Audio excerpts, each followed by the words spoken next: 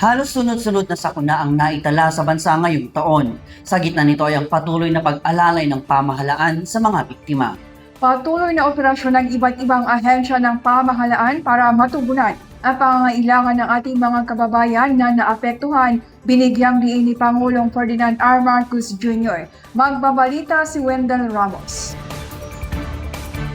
Alinsunod sa whole of government approach, inutusan ni Pangulong Ferdinand R. Marcos Jr. ang mga ahensya ng pamahalaan na ipagpatuloy ang pagbibigay ng tulong at ayuda sa mga residenteng apektado ng bagyo at tulungan silang makabangon sa lalong madaling panahon.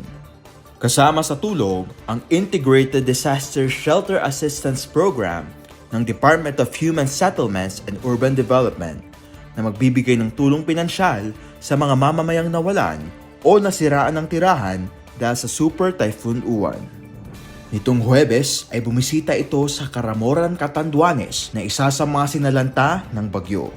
Andito ang Secretary ng DSUD at meron silang bibigay na tulong doon sa mga totally damaged at magdadala rin tayo ng mga construction materials, mga yero, pati yung gamit. Ayon sa Pangulo, nagpapatuloy ang koordinasyon ng lahat ng mga ahensya ng pambansang pamahalaan at ng mga apektadong lokal na pamahalaan sa mga hakbangin para sa relief, recovery at rehabilitation.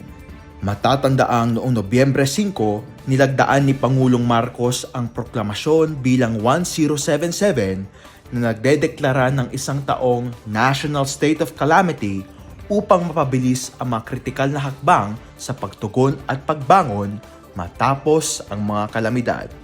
Wendell Ramos para sa PIA News, Cordillera.